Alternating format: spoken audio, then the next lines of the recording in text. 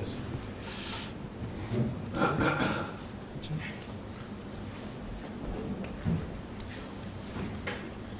Bonjour mesdames, messieurs. Bon, comme vous le savez, l'enquête ayant évolué, je vais vous informer des développements sur les faits ayant entraîné la mort de Quentin Derenque et des blessures sur plusieurs autres victimes. Je vous l'avais indiqué lundi dernier, les fonctionnaires de police de la division criminelle territoriale de Lyon ont mené depuis le 12 février de très nombreuses investigations pour identifier précisément les personnes présentes sur les lieux des faits.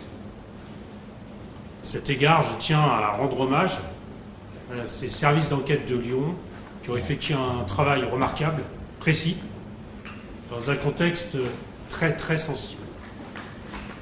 L'identification des personnes présentes sur les lieux était difficile. Et à ce jour, d'ailleurs, il reste plusieurs personnes à identifier.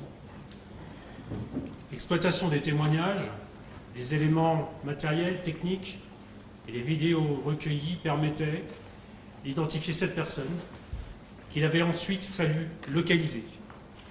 Et ce n'est que mardi 17 février, en début d'après-midi ou en tout milieu d'après-midi, que ces 7 personnes avaient pu être localisées avec précision.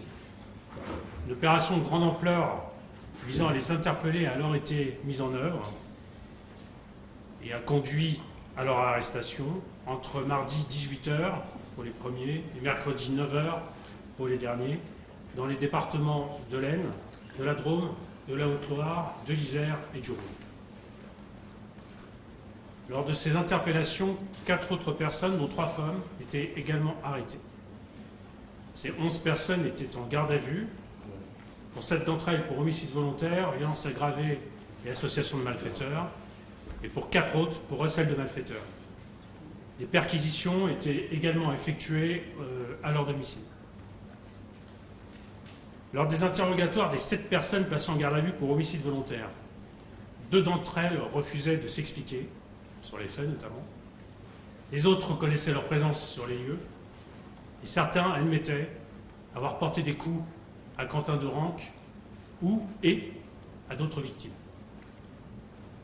En revanche, ils contestaient tous une intention homicide.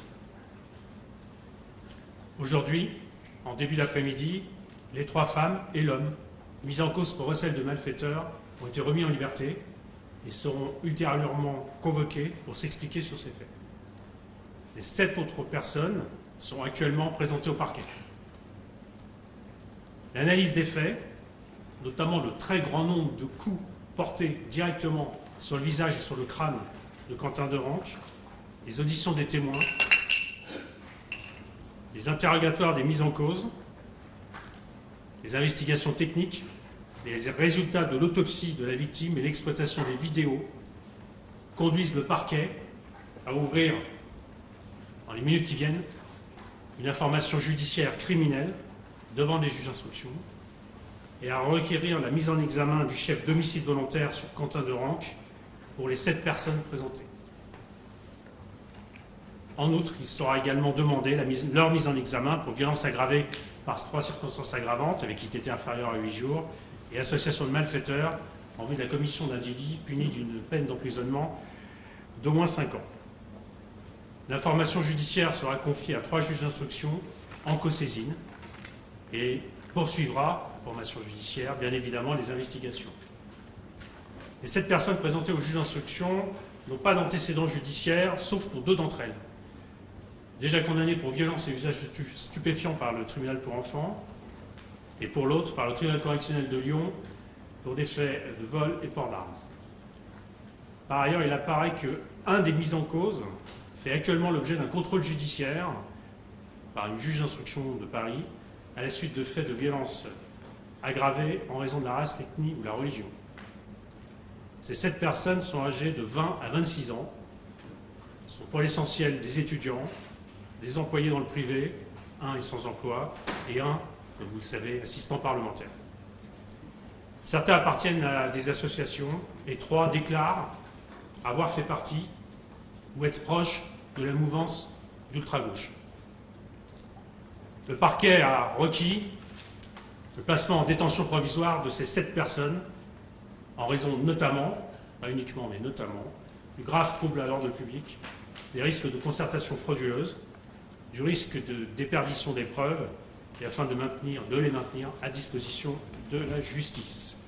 Voilà, je vous remercie. Je peux répondre à quelques questions dans la mesure où la loi me le permet, puisque vous savez que l'article 11 préserve le secret de l'instruction. Monsieur Procureurest-ce que vous pouvez nous indiquer combien de ces personnes actuellement présentées au palais font l'objet d'une fiche S précisément? Vous demandez combien? Je repose la question parce qu'on m'a fait la remarque qu'on n'entend pas, on entend que mes réponses et pas les questions. Donc vous me demandez combien sont fichiers S? Oui. C'est pas une information que j'ai. Sur les 7 personnes mises en examen, qui sont déférées, combien d'entre elles ont reconnu avoir porté des coups précisément à Quentin, vous avez dit Quentin et les autres, alors à Quentin précisément? Non, je ne peux pas vous rentrer dans... Vous me demandez combien de personnes ont reconnu avoir porté des coups, je ne peux pas rentrer dans les détails aussi précis. Certains d'entre eux l'ont reconnu. Je vous ai dit aussi qu'il y en a au moins 2 qui refusent de s'expliquer. La presse a parlé à un moment de l'implication de 2 assistants parlementaires. Vous ne parlez plus que d'un assistant parlementaire? Oui, il n'y a plus qu'un seul assistant parlementaire. Est-ce que l'assistant parlementaire, justement, reconnaît avoir porté des coups? C'est une question trop précise je ne peux pas vous répondre là-dessus, vous verrez avec son avocat. Est-ce que des poursuites sont engagées contre des militants d'extrême droite pour association malfaiteur, par exemple? Pour l'instant, on s'est occupé que des faits qui ont entraîné la mort et ceux d'avant, mais de toute façon, les juges d'instruction sont saisis de l'ensemble des faits, et donc l'information va être assez longue. Que savez-vous de la dynamique de l'affrontement entre les deux groupes, ultra-gauche et ultra-droite, dans les minutes qui précèdent précisément le lynchage de Quentin Durand? Comment résumer un peu la... Non, mais je ne peux pas vous résumer les faits aujourd'hui, c'est pas possible. Donc je vous ai dit lundi les faits tels qu'ils nous apparaissaient. Là, je ne peux pas rentrer dans des détails de cet ordre. De toute façon, si on ouvre une information judiciaire, c'est justement pour comprendre tout ce qui s'est passé bien avant, pendant et même après. L'avocat des parties Est-ce que vous civiles. attendez d'autres interpellations dans cette affaire? Je ne sais pas que j'attends d'autres interpellations, mais je vous ai dit tout à l'heure qu'on n'avait pas identifié l'ensemble des personnes présentes et même l'ensemble des personnes ayant porté des coups à Quentin Durand. L'avocat des parties civiles parle d'un guet-apens. Eux parlent plutôt de riposte, d'affrontement. Non, mais ça, ce sont des termes, ce ne sont pas des termes juridiques. Ils sont mis en examen des chefs que je vous ai indiqués. Donc on ne parle pas de guet-apens, ou je ne sais plus quel est l'autre terme que vous avez employé. C'est le terme de l'avocat des parties civiles, Oui, guet-apens. non, ils sont mis en examen d'homicide volontaire. Point. Enfin, ils seront mis en examen d'homicide volontaire. Est-ce qu'ils étaient armés? Certains d'entre eux étaient armés, puisqu'il y a 3 circonstances aggravantes, dont une pour port d'armes. Quelle était la nature des armes par destination? C'est un détail trop précis, je ne peux pas vous donner. Et combien reste à identifier? C'est aussi un détail trop précis que je ne peux pas vous donner. Je suis désolé, mais vous savez que l'article 11 du Code de procédure pénale m'interdit de répondre à un certain nombre de questions. Donc je peux vous donner que des éléments factuels. Sur les images, on voit aussi des gens Attendez, habillés en noir. un seul à la fois, s'il vous plaît, sinon je vous...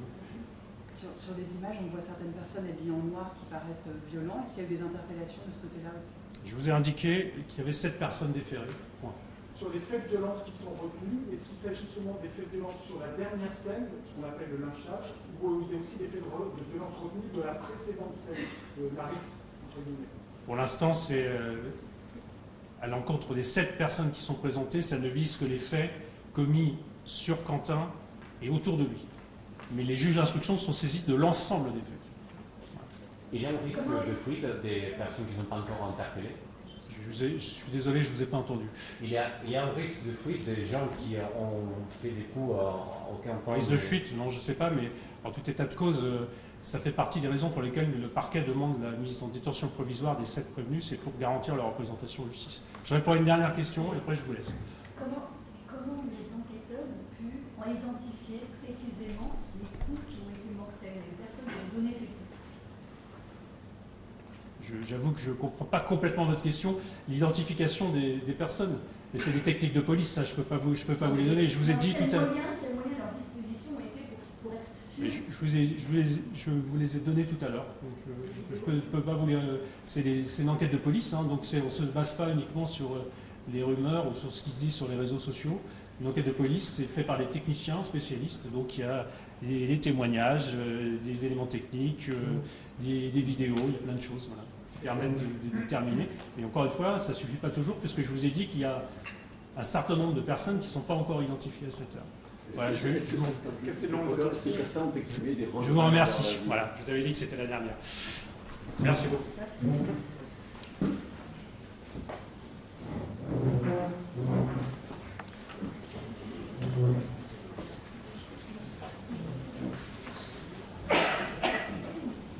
Merci.